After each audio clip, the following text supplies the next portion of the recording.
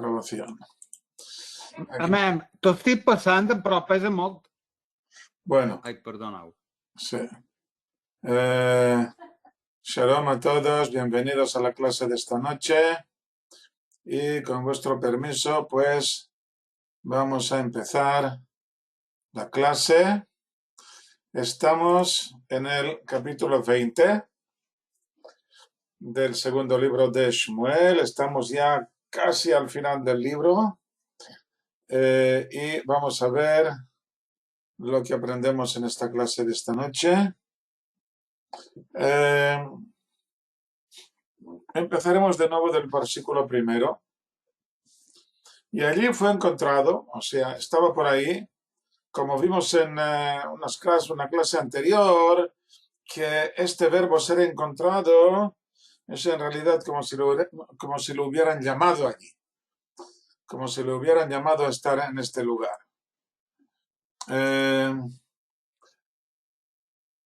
Y fue encontrado allí un hombre indigno cuyo nombre era Sheba ben Bichri, hombre benjaminita, y tocó el shofar y dijo: no tenemos parte en David, ni heredad en el hijo de Isaí. Cada hombre a sus tiendas, Israel.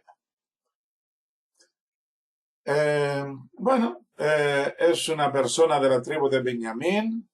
No sabemos qué parentesco pueda tener con algún personaje conocido, pero es de suponer que tiene algún parentesco con la familia de Shaul, puesto que se atreve a tomar el mando de la revuelta que está haciendo. No tenemos parte en David ni heredad en el hijo de Isaí. Si fuera una persona cualquiera que dijera una cosa así, pues no sé quién le haría caso. Por lo tanto, es de suponer que tendría alguna importancia, aunque nosotros la desconocemos por completo. Bueno, entonces, como ya vimos en la clase anterior, el pueblo de Israel se divide en dos grupos. Uno que es el hombre de Yehudá, o sea, la gente de la tribu de Yehudá, y el otro que son la gente de Israel en contraposición a la gente de Judá que va con el rey David. Está el hombre de Israel, que son todos los demás, que se van con Sheba ben Bichri, por lo menos aquellos que habían llegado para dar la bienvenida a David. Estamos hablando aquí, están junto al río Yardén, dando la bienvenida a David, que regresa de su exilio, y han venido un grupo, unos representantes, para darle la bienvenida a David, pero ellos se enfadan cuando ven que David ha dado preferencia a la gente de la tribu de Judá. Hasta aquí vimos en la clase anterior. Versículo 2. Y subió todo hombre de Israel detrás de David, o sea, los hombres de Israel, no de Judá, todo hombre de Israel subieron detrás de David, o sea, abandonaron a David y se fueron tras Sheba ben Bichri. Y el hombre de Judá se adherieron a su rey desde el Jardín hasta el Jerusalén. Bueno, aquí, como siempre, pasamos de singular a plural, ya conocéis el problema. Yo intento traducirlo lo más cerca del original en hebreo. Vosotros tenéis vuestras Biblias en castellano seguramente y ya veis cómo han traducido estos versículos. El hombre de Judá se adhirieron a su rey desde el Jardín hasta Jerusalén. Veamos aquí. Desde el Jardín la revuelta es inmediata. En el tiempo en que David iba desde el río y hasta que llegó a Jerusalén, el viaje no es tan largo, unos 30 kilómetros a vista de pájaro, aunque tiene que subir una dura cuesta que lo hace algo más dificultoso. Digamos que en aquel tiempo tomaría 2 o 3 días para que toda la comitiva llegara tranquilamente a su destino. Sheba ben Bichri no tiene mucho tiempo para organizarse. En realidad solamente ha dicho cada hombre a sus tiendas Israel.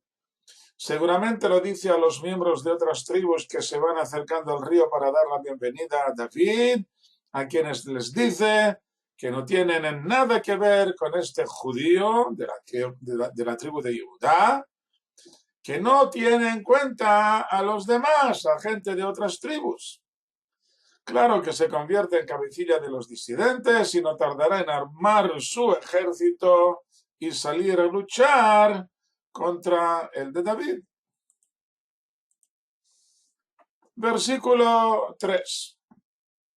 Y vino David a su casa en Jerusalén y tomó el rey las 10 mujeres concubinas que dejó para guardar la casa y las puso en casa de custodia y las alimentó.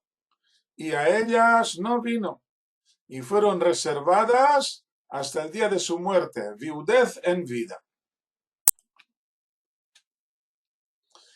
Lo primero que hace David al llegar a casa es disponer sus asuntos familiares. Cierto que debería entender que sigue en estado de emergencia, pero tal vez aún no haya captado la gravedad de la rebelión de Sheba ben Bichri. Había dejado 10 concubinas para guardar la casa sin imaginar lo que les haría su hijo Absalom. ¿Qué ocurre ahora con ellas? La halajá dice que cuando una mujer casada ha sido violada en contra de su voluntad, puede seguir conviviendo con su marido, puesto que por parte de ella no se considera un adulterio, cuando la han forzado. La única excepción es cuando se trata de la mujer de un cohen, de un sacerdote, en que hay leyes diferentes que no veremos ahora. Claro que si la mujer consiente en la unión con el violador, ya no es una violación, sino un adulterio sin excusas. Y en este caso no puede volver a su marido.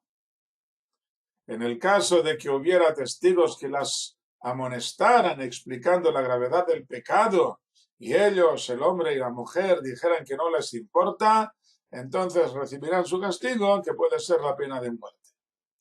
¿Qué ocurrió con las concubinas? Está claro que fueron violadas en contra de su voluntad, por lo tanto, debería estar permitido que David siguiera conviviendo con ellas.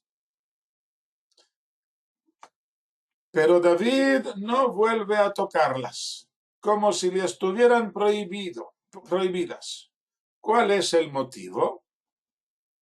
El Talmud jerusalmiano, el Tratado de Sanedrín, trae una polémica entre los sabios.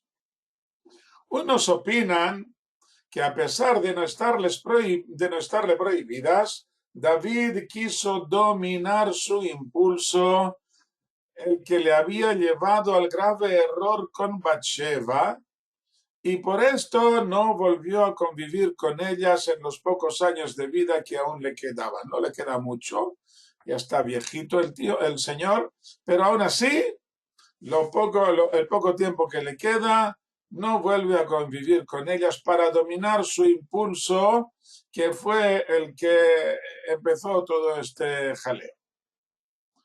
Otros opinan que entraba aquí otra ley especial que se refiere tan solo al rey, que cuando una mujer es profanada por una persona que no está a su mismo nivel de rey, una mujer del rey, una esposa del rey, es profanada por una persona que no está a su mismo nivel de rey, entonces la mujer le queda prohibida, como si fuera el rey un sacerdote. Que hemos dicho que en este caso, en caso de que fuera mujer de un sacerdote, la mujer violada le está prohibida. Según este punto de vista, entra en juego la política. Vamos a ver, ¿qué ocurre aquí? Al igual que Absalom quería acostarse con ellas, para que todos entendieran que él era el nuevo rey, o sea, yo puedo acostarme con las mujeres del antiguo rey porque yo soy el nuevo rey, que tomaba las mujeres del rey anterior. Ahora es al revés, que David quiere dejar claro que al contrario, Absalom no llegó a ser rey, ni un solo momento. Y por lo tanto las mujeres fueron profanadas por él y no pueden volver a convivir con David. De todos modos, el resultado es que las mujeres quedaron como si fueran viudas del rey, a pesar de que el rey seguía vivo. Bueno, y esto es el primer punto. Lo primero que hace es arreglar los asuntos de familia, porque mientras no haya uno arreglado sus problemas en familia, no va a poder concentrarse en los problemas de sociedad más graves o del reino. Y ahora en el versículo 4 pasa a ocuparse del tema del problema nacional, el nuevo problema nacional que ha surgido. Y dijo el rey a Amasá: convócame al hombre de Judá 3 días, y tú aquí preséntate. O sea que David le dice a Amasá, que es el nuevo jefe del ejército, como vimos en el capítulo anterior, sobrino de David, hijo de una de sus hermanas, pero que había sido el jefe del ejército de Absalom. Y fue Amasá a convocar a Judá y demoró el tiempo que le señaló. David quiere reunir su ejército para perseguir a Sheba ben Bichri antes de que consiga organizarse. Para ello, le ordena a su nuevo jefe del ejército, Amasá, que lo reúna en 3 días.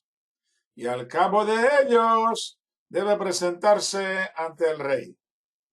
Es la gran prueba de Amasá, pero no lo consigue. Tenía que presentarse al cabo de 3 días y al cabo de 3 días no llega. El Talmud nos aporta una descripción muy interesante. Empecemos con el versículo del libro de Yoshua, al final del primer capítulo del libro de Yoshua.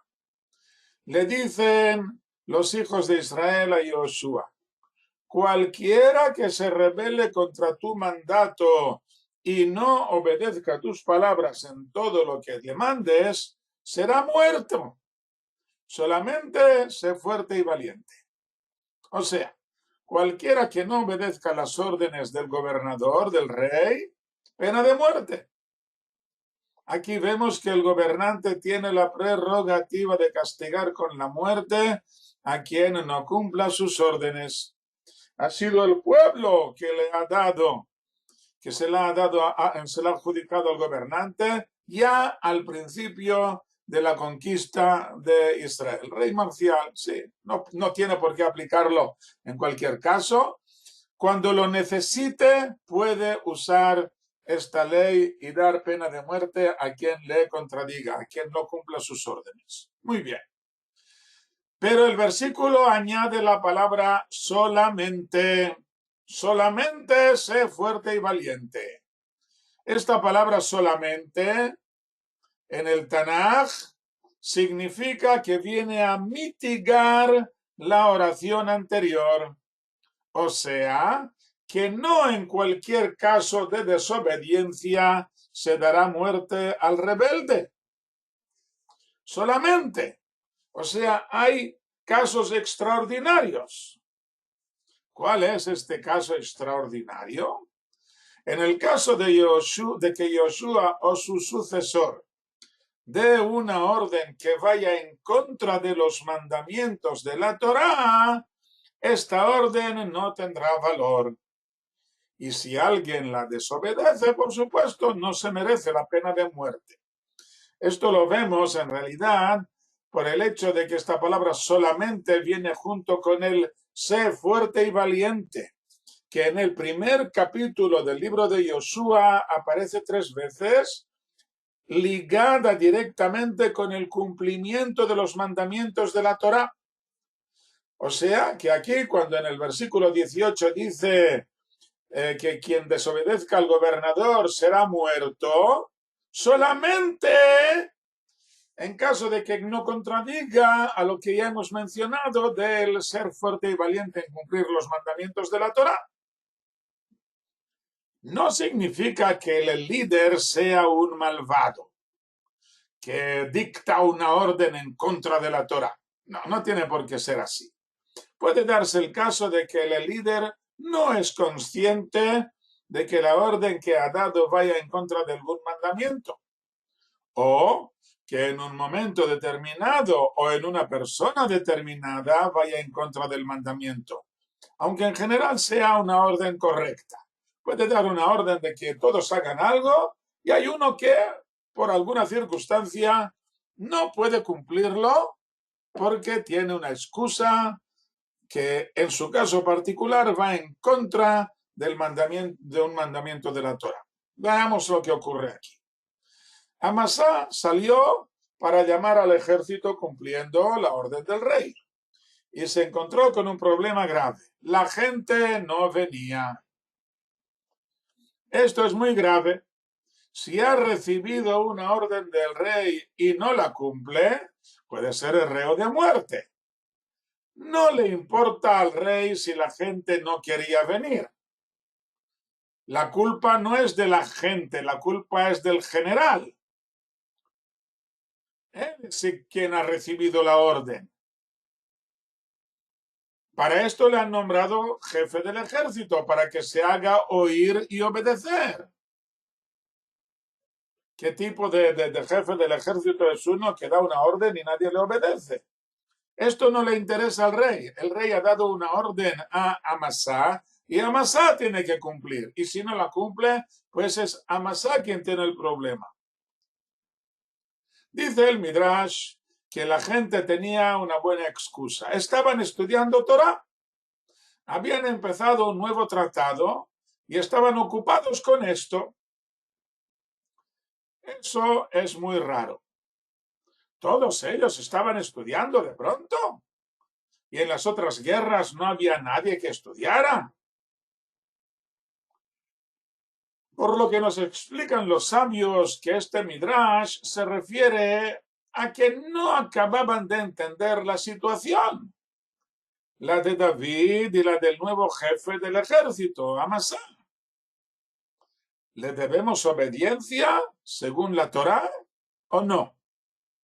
No está claro. Primero tenemos que ver el valor que tienen estas leyes, tanto el valor que tiene el rey David como el valor que puede tener ahora la orden de Amasá. Recordemos que llevan ya 2 años de hambruna y que David había perdido por lo menos parte de su espíritu de santidad y aún no había recuperado del todo su reino. O sea que hay una rebelión, hay gente que no quiere obedecer a David. Y por lo tanto, la vuelta de David al poder no está del todo clara. Querían examinar el caso desde el punto de vista de la Torá y aún no habían acabado de hacerlo. Tardaron poco más de 3 días y esto ya fue demasiado.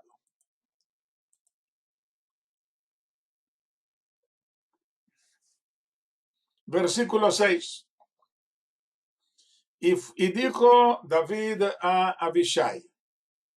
Abishai es el hermano de Joab y primo de Amasá.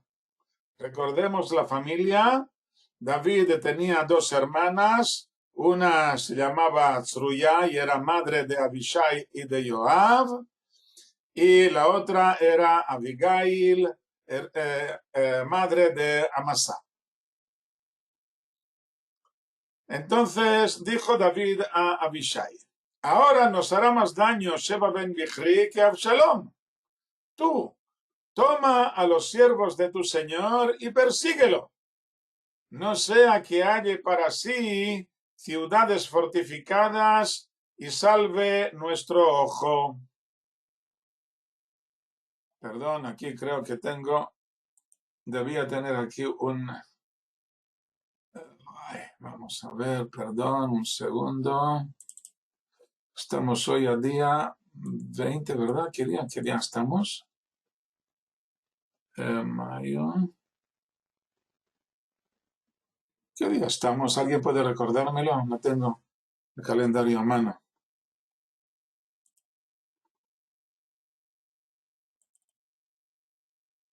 Sí. No, no lo tengo. 23. 23. Vale, gracias. 23. Sí, 23. Vale, gracias. Vale. Bueno, pues no, creía que tenía aquí algo registrado, pero no lo tengo. Y dijo David a Abishai, ahora nos hará más daño Sheba ben Bichri que Absalom. Tú ahora toma a los siervos de tu señor y persíguele, no sea que haya para sí ciudades fortificadas y salve nuestro ojo. Vamos a explicar todas estas expresiones.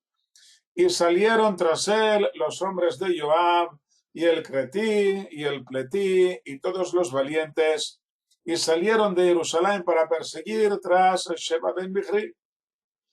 Ellos estaban con la piedra grande que está en Gibón, y Amasá vino ante ellos.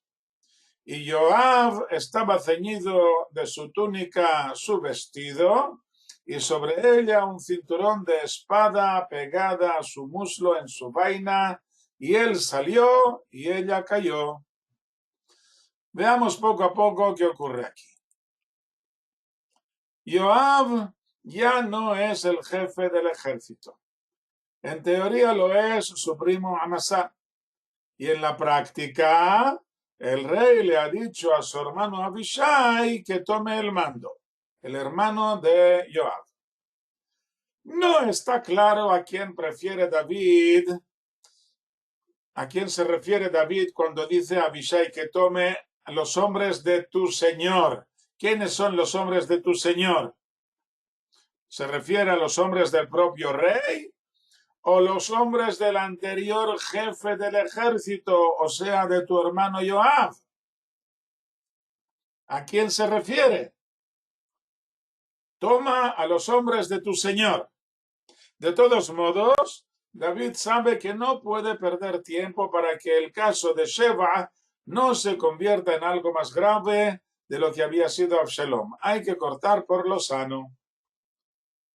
Y Joab sale también con sus hombres bajo el mando de su hermano Abishai.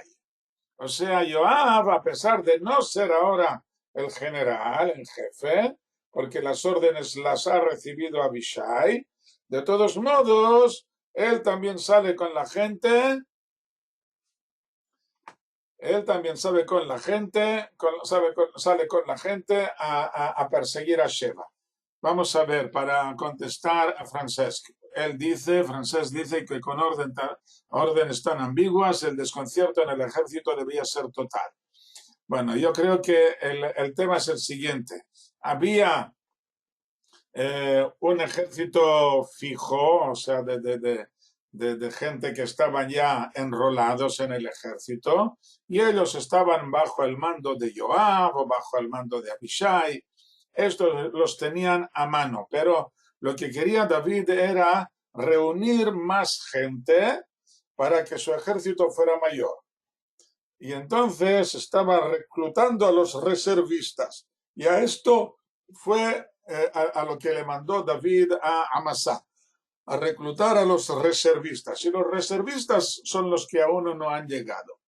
Y entonces lo que ocurre ahora es que sale el ejército, digamos, el ejército fijo, el ejército, no sé cómo se llama, el que ya está bajo los que ya están alistados. Puede ser. De todos modos, no, yo creo que el texto está muy claro. Tiene un ejército que ya están preparados para la guerra. Los que han ido antes con David, que acaban de regresar a casa. El ejército regular, gracias. El ejército regular son los que estaban con David, están aún así aquí a su lado, aún no se han despedido. lo que hizo David fue pedirle a Amasá que fuera a reunir a los reservistas, a los que estaban en su casa. Y a esto es lo que se retardaron. Y ahora los que salen al ataque son los hombres de Joab, el ejército regular, y estos empiezan ya a correr. Con ellos van los grandes compañeros de David, los creteos y los pleteos y los valientes que conoceremos dentro de poco. Y de pronto se encuentran con Amasá, que viene solo al parecer. La gente no le había obedecido. Joab iba ceñido con su espada sobre su ropa y hace un movimiento en falso para que se le caiga la espada y la recoge con la mano izquierda. Veamos aquí en el texto, versículo 8. Joab estaba ceñido de su túnica su vestido y sobre ella un cinturón de espada pegada a su muslo en su vaina, y él hizo un movimiento para salir en dirección a Amasá, y ella, la espada, cayó. Versículo 9. Y dijo Joab a Amasá: Shalom, tú, hermano mío. Y asió la mano derecha de Joab la barba de Amasá para besarlo. Y Amasá no se guardó de la espada que estaba en la mano de Joab, y éste le hirió con ella en el quinto, y derramó sus entrañas por tierra, y no le repitió, y murió. Y Joab y Abishai su hermano persiguieron tras Sheba ben Bichri. Volvamos a lo que estábamos viendo aquí. Vuelvo a leer desde aquí. Joab iba ceñido con su espada sobre su ropa y hace un movimiento en falso para que caiga la espada, como si fuera por casualidad. La recoge con la mano izquierda. Todo esto es para que Amasá no se ponga en guardia ante él. Solo se le ha caído la espada y la ha levantado solo con la mano izquierda. No es nada peligroso. Y ahora Joab con la mano derecha agarra la barba de Amasá para darle un beso en la mejilla. Son primos. De pronto Joab levanta la mano izquierda y le clava la espada en la parte superior del vientre, justo por debajo del diafragma, y le abre en canal, derramando sus vísceras en el suelo. Un golpe mortal, por supuesto, aunque no muere en el instante, sino que tiene una larga agonía. No explicaremos ahora todo el asunto, ya que tiene continuación dentro de 6 capítulos al comienzo del libro de Reyes. Vamos a tener que esperar hasta el capítulo, hasta el segundo capítulo del libro de Reyes, para ver la explicación de esta actuación de Joab.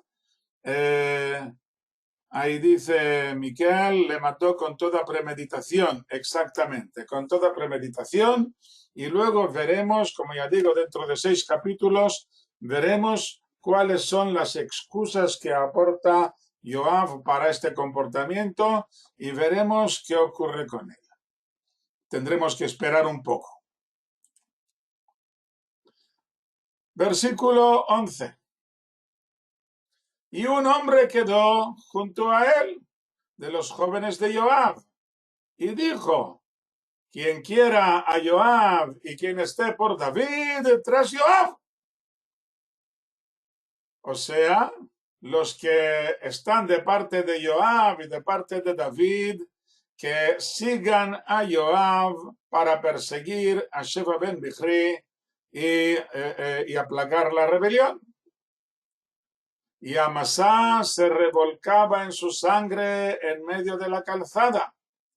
Y vio el hombre que se detenía todo el pueblo.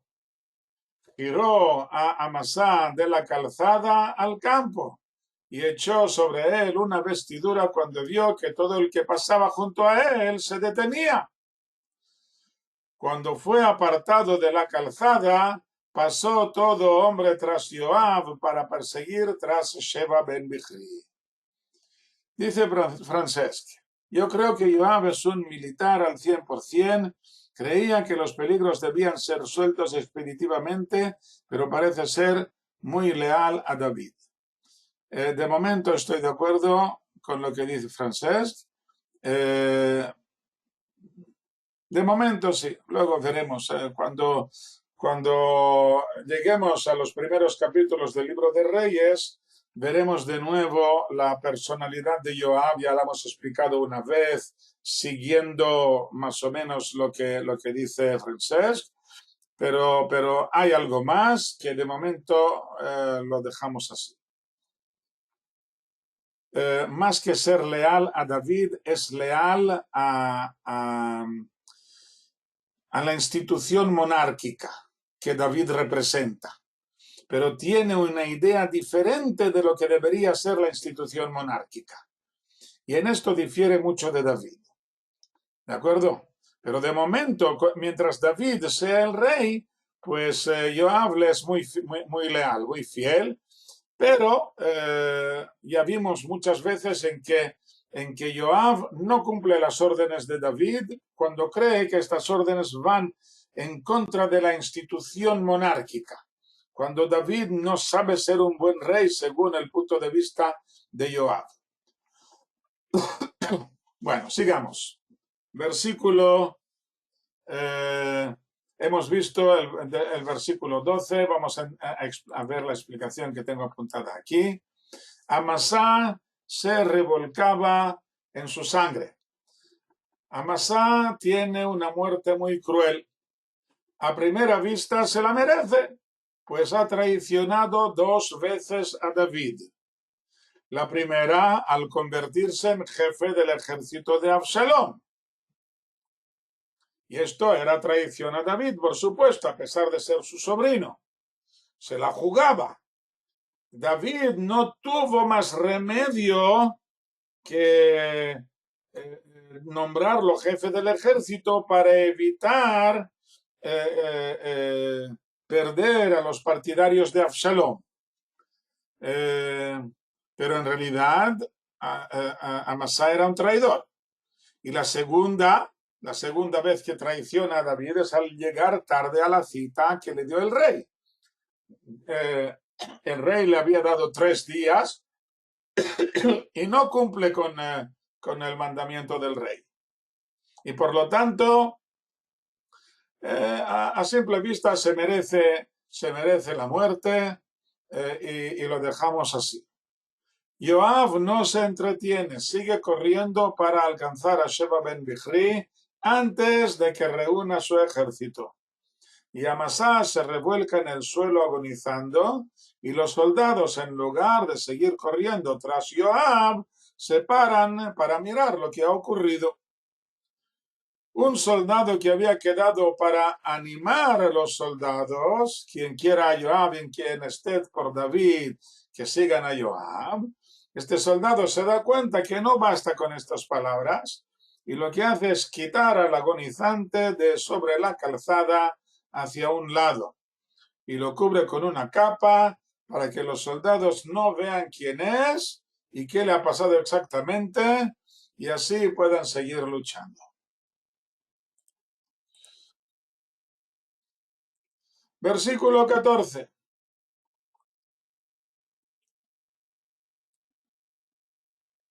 Y pasó por todas las tribus de Israel hasta Abel y Bet-Mahá y todos los Beerim, y se congregaron y vinieron también tras él. Y vinieron y lo sitiaron en Abel de Bet-Mahá y derramaron un terraplén hacia la ciudad y estaba junto a la barbacana y todo el pueblo que iba con Joab destrozaban para derribar el muro. Sheba ben Bichri se ha escondido en una ciudad llamada Abel Bet-Mahá Seguramente se trata de una ciudad, aunque no está bien ubicada del todo, una ciudad que está al norte del lago de Tiberias, al norte del lago del Kineret, la ciudad de Abel Bet Maja, y allí se esconde allí, esperando que la gente de la ciudad le ayude. Y dice el versículo 15 que derramaron un terraplén hacia la ciudad para salvar la altura de la muralla, y estaba junto a la barbacana. La barbacana es el foso, la fosa que hay alrededor de la muralla. Normalmente había una segunda muralla, algo para ayudar también a la primera muralla que no se cayera tan rápidamente, etcétera, etcétera. Versículo 16. Y llamó una mujer sabia desde la ciudad: oíd, oíd, decid ahora a Joab, acércate hasta aquí y te hablaré. Y se acercó a ella.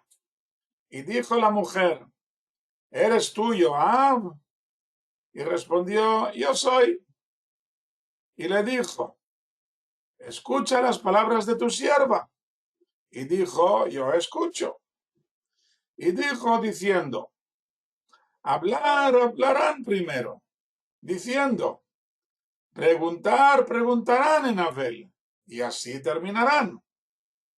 Yo soy de los pacíficos fieles en Israel. Tú buscas matar una ciudad y madre en Israel. ¿Por qué engullirás la heredad del Señor? Veamos qué ocurre aquí. Es una mujer sabia que sabe cómo evitar el desastre en su ciudad. Esta mujer tiene graves acusaciones contra Joab. Has llegado con tu ejército y has puesto cerco sobre nuestra ciudad como si estuviéramos en guerra con él. Hablarán primero, diciendo: preguntarán. ¿Por qué no hablas antes de atacar? ¿Por qué no preguntas nada? Tal vez podamos ayudar en algo y no sea necesario vuestro ataque. Nosotros no somos traidores, no nos hemos levantado contra el rey. En todo caso, habrá entrado el traidor a nuestra ciudad y estamos dispuestos a sacarlo fuera, a matarlo y sacarlo fuera. Con esto intenta y consigue acabar con la crisis. Los habitantes de la ciudad apresan a Sheba ben Bichri y lo matan. El Talmud, en el Talmud Jerusalmí, se pregunta si está permitido hacer una cosa así según la halajá. Dice el Talmud: un grupo de hombres judíos a quienes los gentiles les dicen: entregadnos a uno de vosotros para matarlo, o os mataremos a todos. Que mueran todos y no entreguen un alma de Israel. O sea, está prohibido entregar a una persona para que padezca en lugar de los demás. Pero si lo especificaron, como hicieron con Sheba ben Bichri, que lo entreguen para no morir. Dice Rabbi Yehuda: ¿en qué caso estamos hablando que está prohibido entregar a uno de ellos no especificado? En que él está dentro y ellos, los enemigos, están fuera. O sea, que el peligro no es inminente.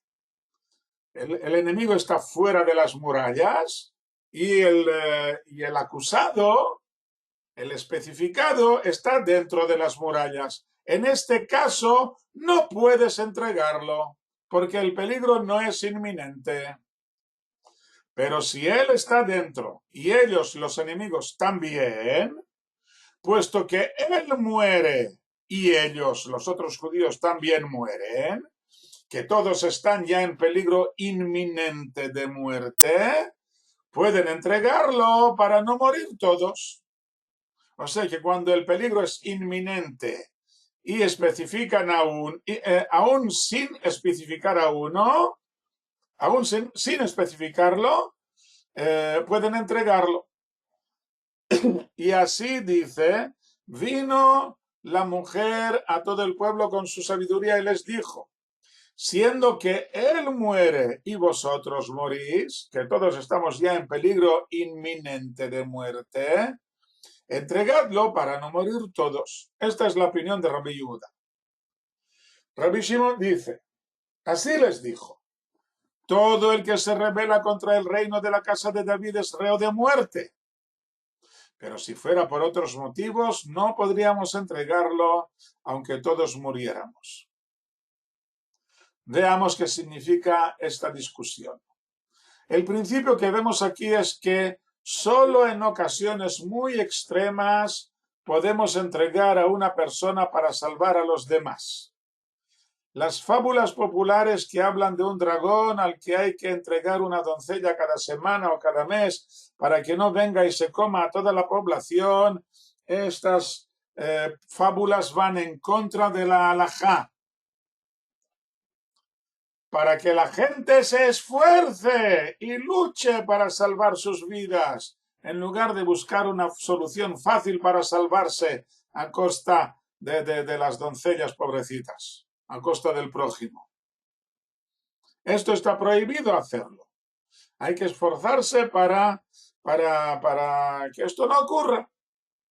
No entregar ni siquiera a una sola persona, a no ser que sean ocasiones extremas. ¿Cuáles son las ocasiones extremas?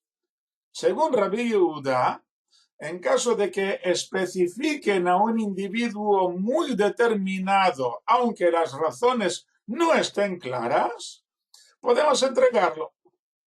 O sea que si vienen y dicen, nosotros queremos a fulanito de tal, los demás no nos importan, pero si os negáis a entregarlo, os matamos a todos. Bueno, en este caso, esto es una ocasión extrema y dice Rabbi Yehuda que podemos entregar a este fulanito de tal. Y si no lo especifican, dependerá, según Rabbi Yehuda, de la gravedad de la situación. Si el peligro es inminente e igual para todos, ¿qué más da que entreguemos a uno si de todos modos morirá? De todos modos, uno de nosotros tendrá que morir, tanto si lo entregamos como si no. Pues vamos a entregar a uno, dice Rabbi Yehuda. Rabbi Shimon no está de acuerdo con esto. Y dice que incluso cuando está claro que todos morirán en caso de no entregar a uno de ellos, está prohibido entregarlo. A no ser que esté claro que este fulanito es reo de muerte y que este es el motivo por el que lo demandan. Los sabios siguen examinando más posibilidades derivadas de este principio, pero nos basta a todos para ver que en el caso de Sheba ben Bichri, la mujer sabia tenía toda la razón. Por cierto, la expresión de ciudad y madre en Israel se ha hecho popular y se usa cuando queremos hablar de una de las ciudades consolidadas de Israel. Cuando hablamos de una ciudad de Israel, decimos ciudad y madre en Israel. Pero el Midrash se va por otra dirección cuando ve esta expresión de ciudad y madre, diciendo que esta mujer, agarraos fuerte ahora porque esto va a ser un terremoto, esta mujer era una de las madres de Israel. Nos encontramos aquí, según el Midrash, con Serach bat Asher, una mujer más que centenaria.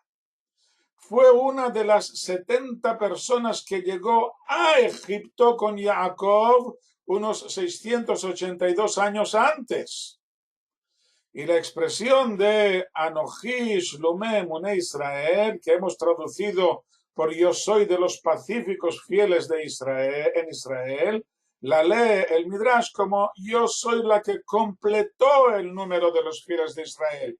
O sea, refiriéndose a que con ella se completaba el número de los 70 de los que llegaron a Egipto.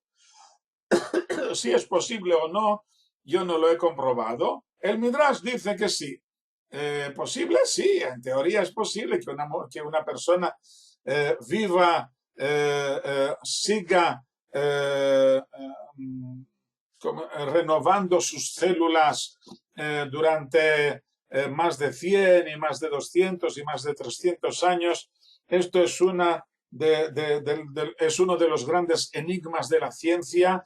¿Por qué cuando somos jóvenes las células se renuevan y de pronto en una edad determinada que cambia de una persona a otra, las células dejan de renovarse y empezamos a envejecer? ¿Por qué? La ciencia no lo entiende aún. Sabe que esto es lo que ocurre, pero no entiende por qué las células dejan de renovarse. En teoría, las células pueden seguir renovándose indefinidamente por los siglos de los siglos. Y por lo tanto, no debería extrañarnos ni siquiera desde el punto de vista científico y menos desde el punto de vista profético que conocemos en la Biblia. Muchas personas, antes del capítulo 12 del Génesis, en que vivían, eran longevos. Bueno, yo no soy científico, Francesc, yo no entiendo cómo se renuevan las células y por qué dejan de renovarse. Si anti-aging, exactamente. Yo no sé cómo funciona esto exactamente. Dicen que la alegría es uno de los mejores anti-aging que hay, pero no lo tengo comprobado de momento. Yo intento estar muy alegre, pero no me basta para frenar la decadencia de las células. Bueno, pues esta señora consiguió hacerlo según el Midrash, Serach Bat Asher, y por lo tanto era una madre de Israel, una de las madres de Israel, una de los 70 que habían llegado y que forman el núcleo del pueblo de Israel. Muy bien, volvamos a lo nuestro. Después de estas palabras de la mujer sabia,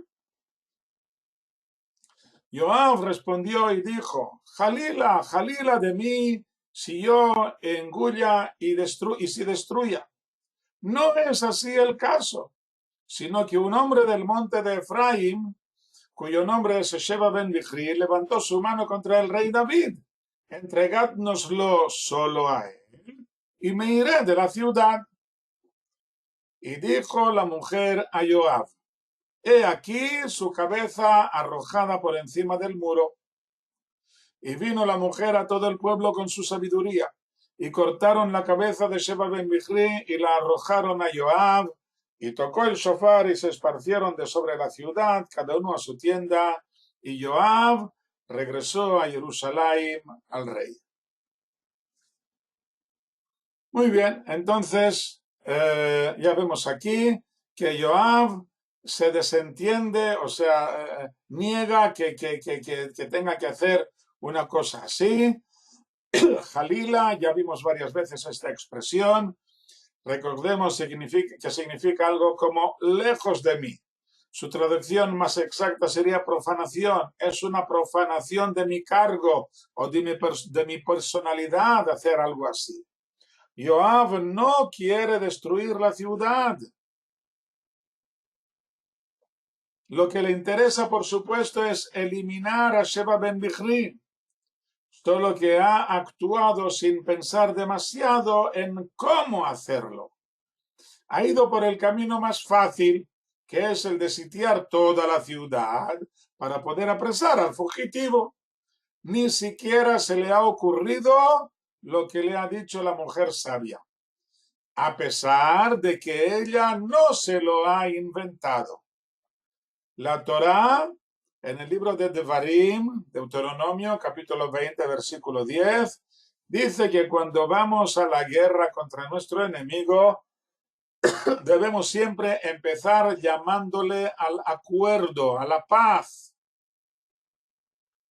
Claro que queremos conseguir algo, queremos conquistar la ciudad y nos consta que sus habitantes no van a estar de acuerdo. Y esto es legítimo. Es legítimo que queramos conquistar la ciudad y es legítimo que ellos no estén de acuerdo.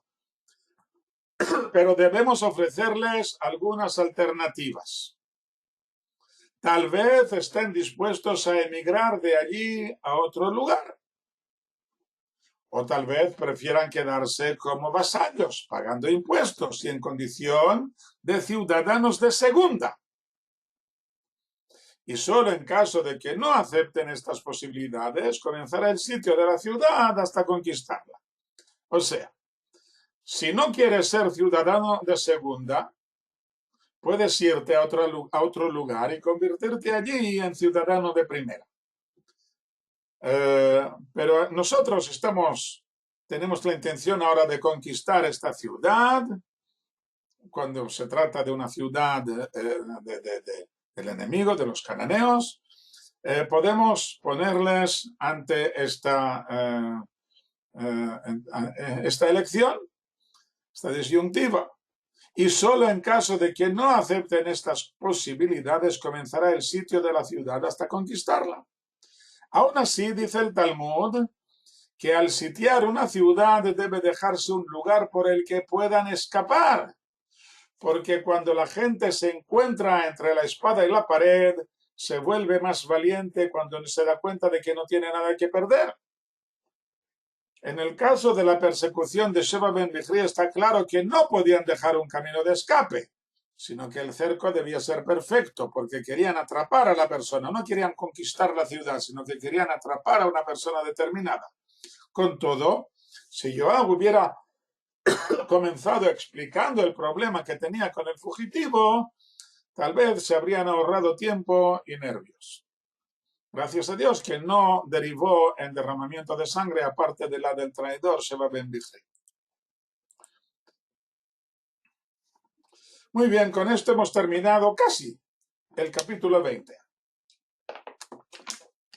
Nos quedan los últimos versículos que hablan de los funcionarios de David. 23. Joab estaba sobre todo el ejército de Israel y Benayá ben Yehoyadá sobre el cretí y el pletí y Adoram sobre el impuesto y Josafat ben Ahilud era el secretario y Shva era escriba y Tzadok y Ebiatar eran sacerdotes y también Ira el Yairita era un Cohen de David. Veamos estas personas y estos cargos. Tenemos aquí una lista de funcionarios durante el reinado de David. Joab era el jefe del ejército, por lo menos lo tuvo hasta después de la guerra con Absalom, en que fue sustituido por Amasá. ¿Qué ocurrió después de la muerte de este? Por lo que vimos hace unos pocos versículos, nos da la impresión de que retomó el mando, porque la mujer sabia habla con Joab y él es el que da las órdenes, a pesar de que el que había recibido las órdenes del rey fue al principio Amasá y luego el hermano de Joab, Abishai. Bueno, de todos modos, durante la mayoría del tiempo, esto sí que está claro, durante la mayoría del tiempo del reinado de David, Joab era el jefe del ejército. Benayá ben Yehoyadá está encargado de los creteos y los pleteos. Ya los conocemos, son extranjeros que han estado luchando con David desde que estuvo huyendo de Shaul. Y al parecer eran ramas de los filisteos establecidos en el norte del desierto del Negev. Muy curiosamente, el Midrash dice que esta expresión, los creteos y los pleteos, cretí y pletí, se refiere al gran tribunal. Los sabios del tribunal le dan al tribunal este nombre, puesto que cretí significa cortar, decretar, insinuando la función del tribunal que debía poner fin a las discusiones halágicas por medio de votación democrática con la que se declaraba cuál era la halajá definitiva. Y también se interpreta la segunda palabra, pletí, como si fuera pil'i, maravilloso, que las decisiones del tribunal son muy especiales, por encima de la sabiduría natural. Y según esta interpretación del Midrash, Benayá Ben Yoyadá sería el presidente del tribunal. Pero como ya digo, esto es el Midrash. No es el significado sencillo, llano de los versículos. El impuesto que vemos a continuación es el que obligaba a cada tribu a enviar una cantidad determinada de hombres y bienes al servicio del país, al servicio del rey, que no era para su uso particular, sino en función del rey, del país. La función del secretario, mazkir, el que hace recordar, debía ser el funcionario encargado de recordar al rey los trabajos que tenía pendientes. Como es el secretario hoy en día de una empresa, el secretario es la secretaria es la que le dice al jefe las citas que tiene para este día. Aunque uno de los comentaristas dice que era el cronista, el encargado de recoger los datos históricos del reinado, y yo no tengo más datos para decidir cuál de las dos posibilidades es la correcta. También se menciona a Shva el escriba, que parece ser un cargo diferente al anterior. Está el secretario y está el escriba, aunque no sé cuál sería la diferencia. Nos lo encontramos a este señor con 3 o 4 nombres diferentes, a pesar de que está claro que se refiere a la misma persona. En el capítulo 8, versículo 17, vemos la misma lista, palabra por palabra. La misma lista que aquí, y el escriba lleva el nombre de Esrayá, que significa príncipe del Señor. Aquí, en nuestro versículo, vemos su nombre escrito como Si, que significa cumbre. Aunque para nuestra gran consternación lo leemos como Shva, que significa vano. ¿Qué habrá ocurrido para que el príncipe del Señor cayera de la cumbre hasta convertirse en vano? No sé cuál es la respuesta.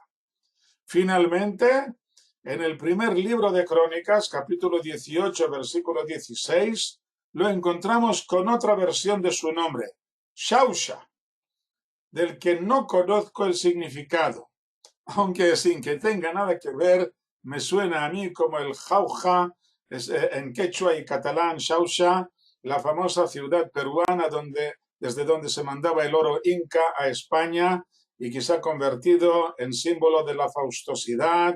Esto parece Shausha. Y así denominan a esta ciudad en el Perú, aunque al parecer no es una ciudad fundada por los españoles, seguramente eran sevillanos. Tal vez el que la fundó viniera de la ciudad sevillana de Jauja, que está junto al río Genil, dentro de los términos de la actual provincia de Sevilla. O de Córdoba, ahora no me acuerdo, creo que es Córdoba. El último de la lista es Irá el Yairita. El texto bíblico dice que era un Cohen de David. Está claro que el significado de Cohen es ministro. Lo que no está claro es si se refiere a un ministro religioso, un sacerdote del tabernáculo, o a un ministro meramente burocrático en sus funciones gubernamentales, o a otra cosa completamente diferente. El texto bíblico no especifica. El Talmud, en el Tratado de Sanedrín, menciona a varios personajes que combinaron la sabiduría con la gloria y el poder. al proponer al rey David como uno de los que reunieran estas dos facetas, o sea, no solamente que combinaran sabiduría y poder, sino que destacaran en su generación como tales.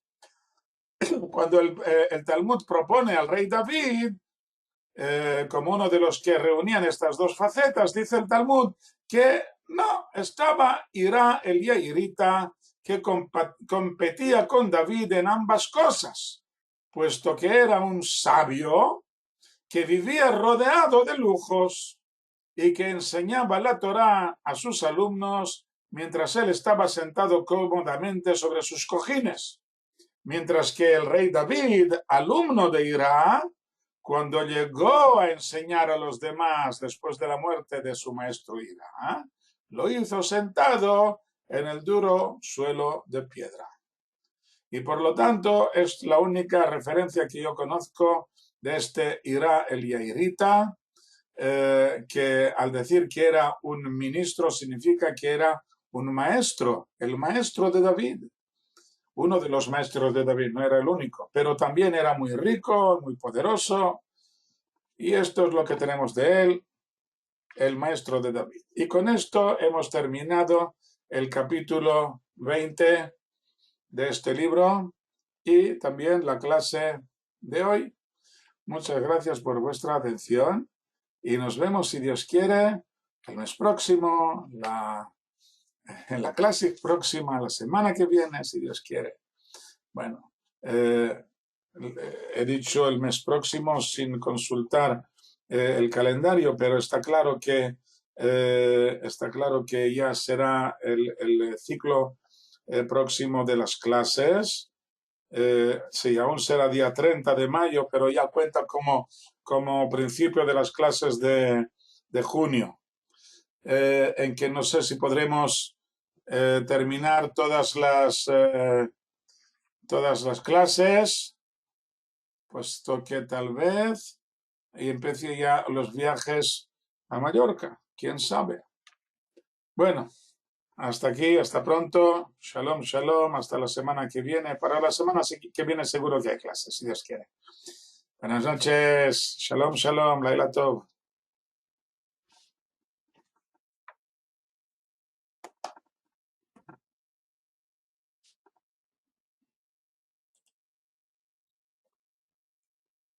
Buenas noches, Miquel, ¿qué fas? ¿Cómo van estos ojitos? No te siento. No te sent.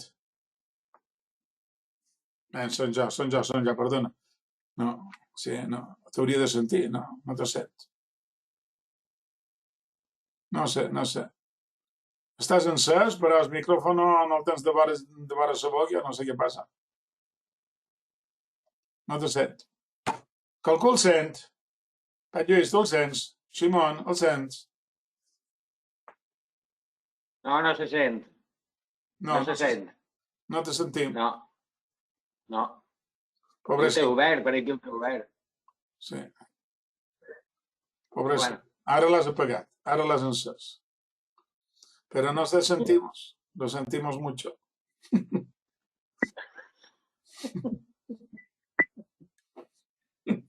Bueno, ya me contarás después. Bona nit. Bona nit a tots. Bona nit, Ximon.